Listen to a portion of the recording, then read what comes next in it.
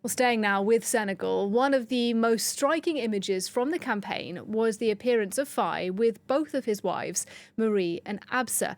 It's an unusual sight in the West African country, and joining me to tell us a bit more is Annette Young, the host of our show, The 51%. Annette, let's talk then about Senegal's new leader. He's the youngest in the history of Senegal, and he also practices polygamy. He does indeed, and it shows the paradoxes of modern-day Senegal life. You know, he's 44 years old and already has two wives. The first one being Marie, who he married 15 years ago, and they now have four children, and he married Absa a year ago.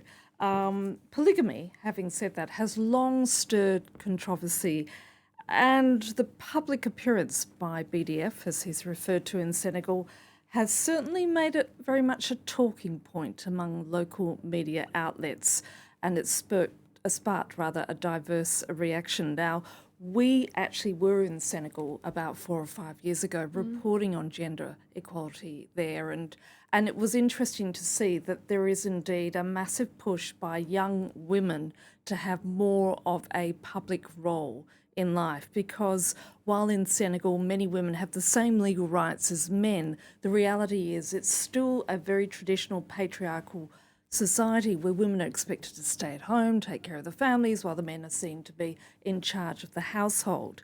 Yet, at the same time, it also has, I think, somewhere around 46% of its national MPs are female. And let's not forget, in this presidential campaign, Nadia, there actually was a woman running as candidate. Do we know how widespread polygamy is in Senegal?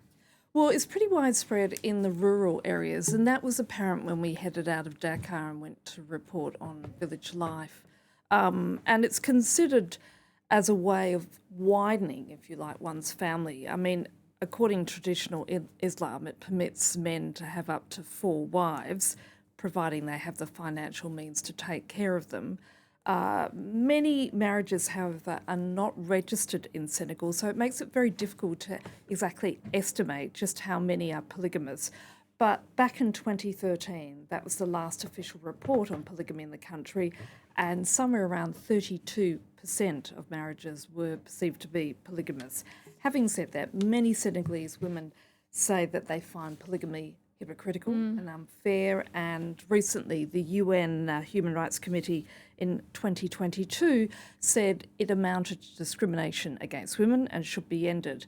At the same time, you only have to watch a lot of TV soap operas that are made and filmed in Dakar, because Dakar is the filming centre for a lot of television soap operas in West Africa, and a lot of them explore the themes of what it's like to be living within a polygamous household, and the traumas and also the difficulties it poses when you've got a situation where more and more young women are educated and are expecting to go out there and earn a living, and certainly not want to end up in a marriage with a man who's going to go on and marry others.